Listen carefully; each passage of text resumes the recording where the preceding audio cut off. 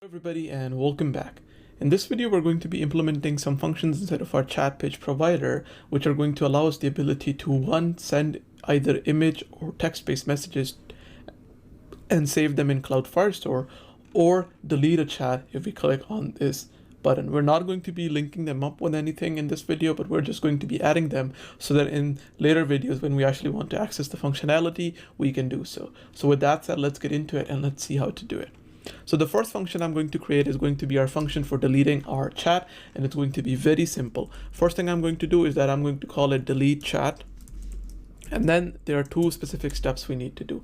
First, we need to go back because once we delete a chat, we won't have access to the data anymore, and we don't want to cause any crashes to happen inside of our application. Hence, we're going to go back to the previous page once we call the delete chat function. And once that is done, the next thing we are going to do is that we are just going to call the db.delete chat function, and then for the chat ID, we'll pass it the chat ID. And that's pretty much it. Now with our delete chat function done, the next two functions that we're going to be working towards are going to serve a similar purpose, except one is going to send a text-based message while the other is going to send an image-based message. So firstly, let's work on the text-based message and then we'll work on the image-based message. So I'm going to say that I'm going to call my text sending message a message name of send text message, or a function name, sorry, of send text message.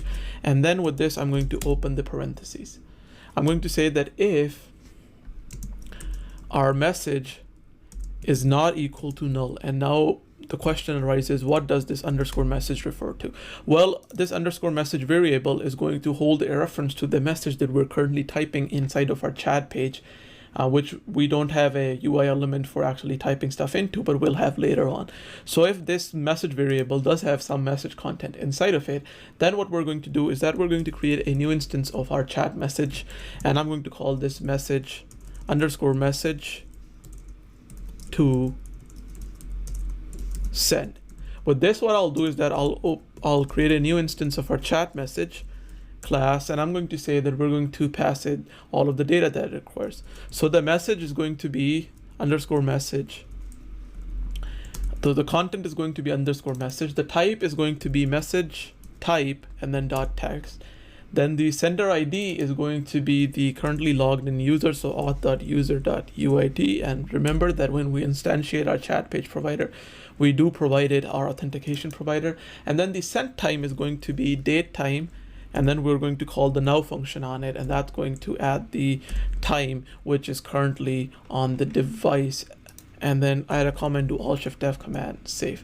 With this done, the next thing that we need to do is that we need to call the database services function to send the message, which is add message to chat, and we give it the chat ID, which is this, and then we have to give it the message that we're going to be sending, which is this function or this actual variable, and do command save. Now the next thing that we need to do is similar to how we did send text message. We have to create a function for sending an image message. So I'll do void, and then I'll say that this function is going to send an image message. So send image message, and then what we're going to do is that we're going to say that it's going to be an asynchronous function. Here what I'm going to do is that I'm going to do try catch block, and inside of the catch block what I'm going to do is that I'll say print ever sending image message, and then just print the error that actually occurs. With this done, I'm going to go to the try block, and we can actually try to send an image.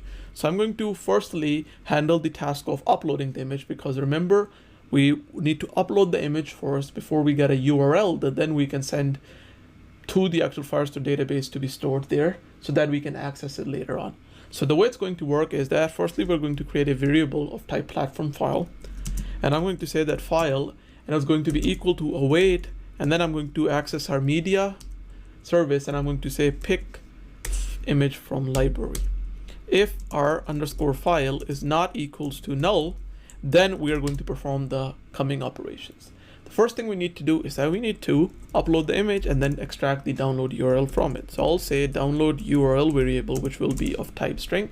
It's going to be equal to await, and I'll do underscore storage dot save chat image to storage. With this, I need to provide it a chat ID, which is going to be underscore chat ID. I need to provide it a user ID, which will be auth.user.uid.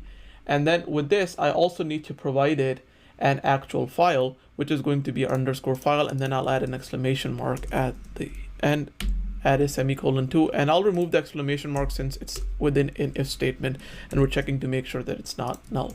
With this done, what I'm going to do is now I'm going to create the actual chat message that we need to send. So I'll copy this and I'll come down after our download URL and I'll paste the same thing. But this type, instead of doing the message type to be text, it's going to be image. And this type, the content is going to be the actual download URL. And that's pretty much we all had to do. So we have the download URL, we have the message type to image, we still have the same sender ID and the send time. And then the last thing that we're going to be doing is that we're going to be calling the same function that we called before, which is add message to chat. So I'm going to come down after I've created my message to send, I'll add this call and I'll do Alt-Shift-F command save. And that's pretty much all we had to do. So with this, our chat page provider now has the ability to send image messages as well as text messages and delete a chat if we require. So with that, I'm going to end this video here and I'll see you guys in the next video where now we'll try to actually start creating some additional UI components so that we can render some data onto our actual chat page. So thank you for watching and I'll catch you guys in the next video.